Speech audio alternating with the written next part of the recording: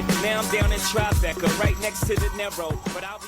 What is up, everybody, and welcome back to a very special episode of Touchdown and Ties, the father-daughter sports podcast discussing football and everything else in between. In this episode, we're going to be starting a new segment idea that I came up with called In the Huddle. So if you know anything about a timeout, it's just a little play on words called when you're in the huddle discussing the next play before the next play starts. In the huddle for us is going to be a time that we are kind of able to cheat and not talk about football and talk about some other sports and experiences that we've had together that they're really excited about. And this first episode of In the Huddle is going to be about the US Open that we just got back from. So we're really excited to talk about this, and we hope you guys enjoyed the episode. If you haven't already, please go ahead and follow us wherever you listen to podcasts, just so you can be updated anytime we upload an episode, and it really helps us out as well. All right, let's go ahead and get into it.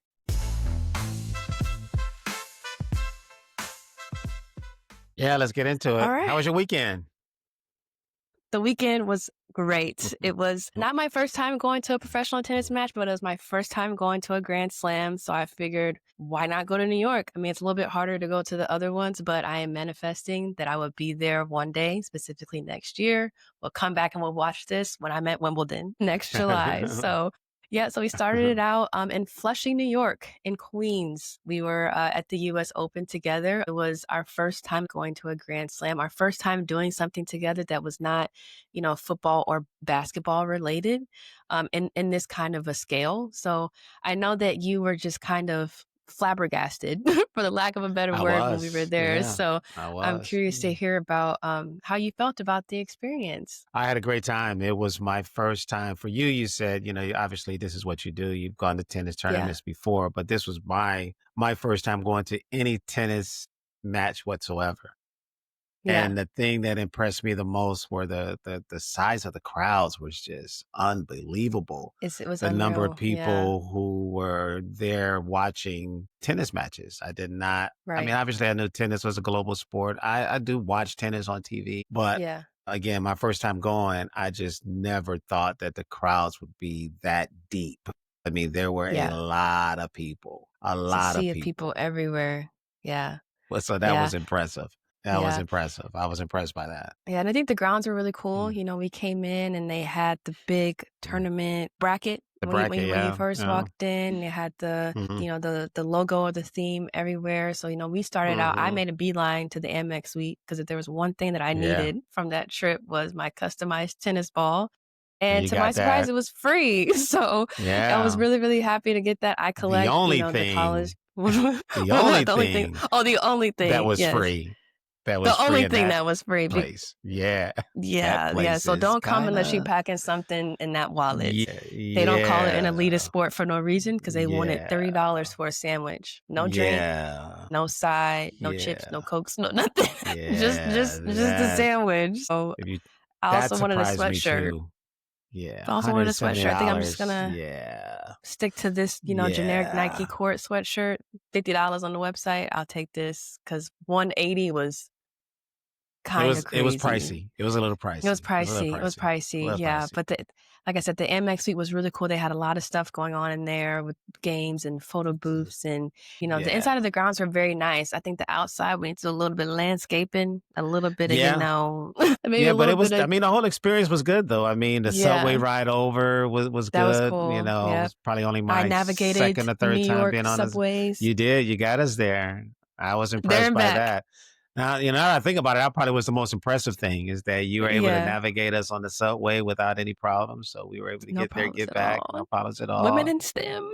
That was me. Yeah, that was impressive. That was really cool. Think of the matches. So we got to see some really good matches. We started out with Sabalenka. She played. I know she's she from played Canada. A young lady from Canada. And like I said, we're not, like I said, I work tennis, but you can ask my old athletes. I didn't even know who Djokovic and Nadal and Federer were in 2021. Yeah. They told me to never admit that, but I'm admitting it here right now. I had never heard of these men until 4 years ago. So you started working the sport. Yeah. Till I started working the sport. Yeah. So I'm sorry to this young lady who played for Canada, who's playing right now with Venus Williams. She's playing great. I just don't remember it's Fernandez or Hernandez, but we started out with her match with Sabalenka, and then good match. Beeline. It was a good match, and then we beelined over to to Djokovic. Over in Arthur Ashe Stadium. And that's the other thing that impressed me too, is that it's so many courts on the complex there. I mean, it was like, what, 18, 19, 20 courts or something like that? Something crazy. Yeah, it's a pretty high number. Yeah, I mean, you pay one price, I guess, to get into the Arthur Ashe Stadium, and then you could go and walk in and get general admission to all the other matches that you wanted to see. So that part of it, I mean, the ticket prices for that was a little expensive, but it was worth it when you realize you get to see, all maybe 5-6 matches. So yeah, it was worth it. It was definitely worth it. Yeah. I'm sorry, you were saying what? We walked over to No, it's okay. We walked over, like I said, and then we saw Djokovic match. That one was pretty cool too. Like I said, I never knew who he was, but I was like, at least now I can say I've seen Djokovic play in person, because there are some people, like I said, I wasn't really in tennis like that. I've never seen Serena play, so at least I could say that I've seen some big names in tennis play. And then Taylor Townsend, she came out, she won straight sets. Unfortunately, she did lose. Yeah, that was a tough one yesterday. That was a tough one. She had 8 match points and she lost, but she had the energy. She came and she played, but she's still in doubles. She's number 1 in doubles, so hopefully she can make it happen in doubles. But I know the singles is something that's like a hump that's really important for her to get over. So maybe next year, maybe next year. Back at the Australian She put her name Open. on the map, though, because me personally, I had never heard of her until I got there. That controversy that she had with the other player that was calling her classless and uneducated and all of that. As they say, there's no such thing as bad publicity, because until then, me personally, I had never heard of Taylor Townsend. Of course, I learned about her a little bit, this weekend after that or whatever. But it was unfortunate. She had an opportunity to get to the quarters, which would have been as far as she's ever been in a singles match. In a major. But, she'll bounce back. I think she'll be okay. I definitely think she'll be okay. Yeah. And then Taylor Fritz. It was a night of the Taylors. So we saw night them, of the Taylors, went back into Louis Armstrong. Armstrong, and we watched, Taylor Fritz. He won. That was a good match as well. So no, I think it was a fun time. I mean, I'm curious to hear about like your opinions in terms of like the difference in environments from, the fanfare at a basketball game or a football game, baseball game, whatever it is you've been to, versus like a tennis match. Obviously not as ruckus as you will, because tennis is more of a quiet sport. You can only cheer at certain times, So that probably was the main difference. It wasn't as quiet as you think that it is, because there's obviously people still talking all around you, moving around and that sort of thing. But that's probably the biggest difference. I mean, I've been to a golf tournament before, so it's kind of the same thing as a golf tournament. They don't allow too much noise or too much moving around when the players are playing. So that's probably the biggest difference. The difference in the crowds and things like that, as a tennis player, like you kind of have to create that rhythm, your own momentum yourself, unlike football, you get, the hype from the fans, from the yelling, the screaming, the trash talking, the chirping, all those things. But in tennis, it's silence, so you create that momentum and that energy yourself through your grunts, your breathing, the movement of your feet, those kinds of things. You get in a big rally, get big points, you kind of have to bring the crowd into that. As hard as it is to get it can go away, so quickly. So I know there's bringing the crowds into things with other sports. But like I said, there's constant cheering and things like that going on in other sports. I feel like tennis doesn't have that, and you can really, really see that momentum shifting. It might be quiet at the beginning of the point, but if it's like a really good rally and they're going back and forth and making all these crazy shots, then people kind of start cheering. And if they make that point, it's just like a big eruption. I think that's like my favorite part of tennis, is like it's kind of like a crescendo. It's like it's down here and then it gets crazy. So that was really cool. I mean, like I said, it's also as a mental sport. There's so much mental stress, because it's just you playing for however long. I mean, you made the point that like a tennis match can last just as long as a football game, but it's just you. It's one person. There's no substitutions. You can't come out and take a break for a second. I mean, they have like a 5-minute break max. The changeovers are like 30 seconds to a minute. It's the endurance of it, and like I said, the mental battle, like knowing like your legs are tired. You might not be making the shots the way that you want to. There's a lot that goes into it, and you really have to snap yourself out of it. And you can really see in a player when that mental wall is just not breaking. When they just can't get past that humps. It's a difficult sport. It's a different sport.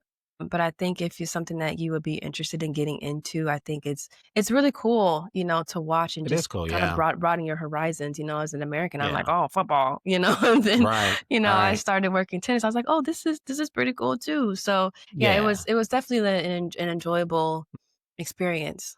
It was. I mean, it took me out of my comfort zone of only going to the major sports, the football, Yeah, the basketball, baseball, that sort of thing.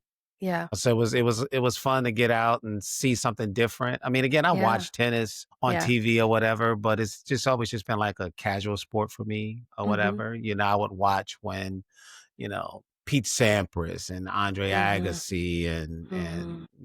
my favorite tennis players of all time, Steffi Graf, Yeah, played back in the day. I mean, of course, I watched Venus and Serena. I watched yeah. Djokovic. I watched Roger Federer. Nadal, Saw Federer, a lot of RF RF has had his paraphernalia. brand. I Yeah, saw a lot of that out there, whatever. Then you taught me a few things too. I mean, I didn't know about the different stances, serves, the stances when you stances when you serve. I serve. didn't know Yeah. about that.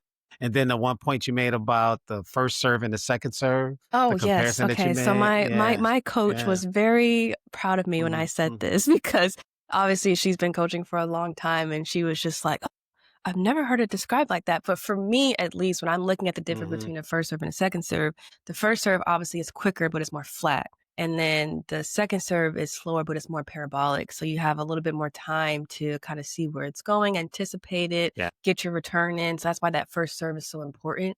Cause like Yeah. Sabalenka could not get her first serve in during that match. Like she was really struggling with that early Yeah. on. Taylor Townsend yesterday was like really struggling with that first serve. So now that Yeah. I'm watching it, it's like I can understand why it's so Mm-hmm. important to get that first serve. Because I first started tennis, I was like, oh, they get 2 tries, cool. Like, no, it's Right. it's way more than Yeah. that. It's a little Yeah. more technical than that. So it's nice for me. I'm a nerd, so I like to Yeah. learn things. So for me, when I understand something Mm-hmm. more, things become more interesting. So the more I work in Right. tennis and I take, the courses through my job and things like that, I'm like, okay, Mm-hmm. like I'm watching it more than just for enjoyment. Like I'm looking at things Yeah. and I can tell like, oh, they did that because that happened or that happened because this. Okay, now like, like an example, like in a tie break yesterday, it's like, okay, each person gets 2 tries. It's like, okay, if you break them on the last one, now the next one you have 2 chances to go and win that tie break. Mm-hmm. So it's little things like Mm-hmm. that, other than the scoring before I started working tennis, I understand those things now. I mean, there's so many other Yeah. nuances that, it's still very surface level for me, but, Yeah. I'm getting there. I'm getting there and it's Yeah. enjoyable. So And at the end of the day, for me, I just like the competition. I mean, to be able yeah, to watch these yeah, players these players. perform on that level was very, very impressive. To see how hard Yeah, they hit the ball, to see just how yeah, much ground they cover on some of right. these shots that they make or some of these shots that they're able to get to.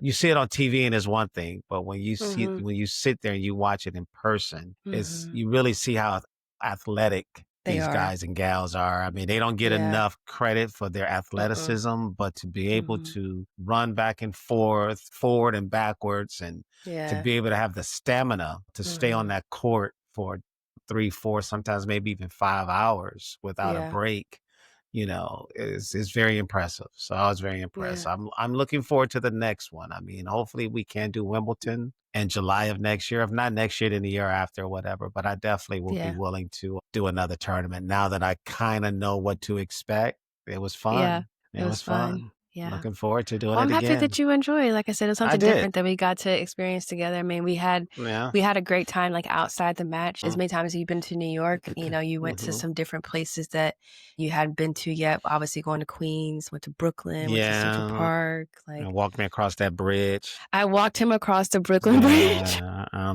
Still trying to recuperate from Still that, just sore. so you know. I literally walked him across the Brooklyn Bridge Hmm. just so I Hmm. could go take a picture at Dumbo of the Manhattan Yeah. Bridge. The things you do for your kids, even when they're full functioning Mm, adults. all right. It was fun though. We had a fun weekend. That's good. It was I'm glad you fun. had a good time. I Hmm. had a great time. Obviously, the tournament is still going on. This episode will be uploaded a little bit later, so some matches will have passed this Hmm. afternoon. It's Osaka and Coco. Yeah, looking So forward to watching that. they Yeah, haven't played looking each forward to other watching since that. Coco was a teenager. So unfortunately, Hmm. one of them has to lose. But Right. obviously, and on the men's side, obviously, if Alcaraz wins tomorrow, Djokovic or Taylor Fritz will have to play them. So that's going to be a good marquee match. So if you had to make a loose tennis prediction, who do you think will make the final? I think it's going to be Alcaraz and Sinner on the men's side. I don't want to discount Djokovic just because, you know, who he is. And 24-time major winner, the most singles titles for men in tennis history. But I think it'll be Sinner and Alcaraz with an outside possibility that it could be, you know, Djokovic and maybe even, you know, Tommy Fritz. He's a good Taylor Fritz. I'm sorry, Taylor Fritz. Yeah, he's a good player as well. But if I was betting, I mean, I would have to. I mean, it's been Sinner or Alcaraz all year, right? They've split the three majors on the men's side, so I'm gonna stick with those two guys. I'm gonna go with the favorites there. And on the women's side, I don't see anybody stopping Sabalenka from making it to the finals. I mean, I would obviously like for Coco and Naomi to make moves. You know, the two big girls. Like, I have respect for Sabalenka as well. She's the number one player in the world for a reason. Like, and seeing her in person, she's 6 foot, big serve, dominates on the court. It's kind of hard to overpower her. I mean, obviously it's been done. It's not impossible. But I would say between those three, I would like to see them win. Sabalenka, like, surprisingly, she hasn't won a major this year, which is kind of uncommon for her for the past few years. So if I had to go in her mind, you know, she probably has a lot of pressure on her because it's the last opportunity for her to get one this year. So we'll see how that works out. Yeah. All right. Yeah. Well, but really, I'm hoping it's Coco or Naomi Osaka. I root for them as well. Yeah, I got to get that Osaka comeback. I would love that for her. Yeah. Well, so that's it. Tennis season, week 2, last slam. So we'll kind of see how this all, you know, pans out at the end of this week. Yeah. All right. Well, thanks for going on the trip with me. I really appreciate that. That was really fun. I'm glad you had a good time. I did. We'll do it again. All right. Well, thank you guys for tuning in to our very quick little bonus episode here about the U.S. Open. Hope you enjoyed this. We'll probably have more of these later after football season. You know, we don't really have to get in the huddle too much if football season is going on because there's always going to be something to talk about. But, you know, things happen. So we'll see. This was kind of like a test run to see how we kind of like doing this. So we hope that you guys enjoyed it as well with something that is kind of new to the both of us. So if you haven't already, please go ahead and follow us wherever you listen to our podcast, just so you can get an update whenever we upload, and it helps us out as well. So we hope that you guys enjoyed this very special bonus episode in the huddle of Touchdown and Ties, and we'll see you guys on the next one. All right, y'all stay here till we get back.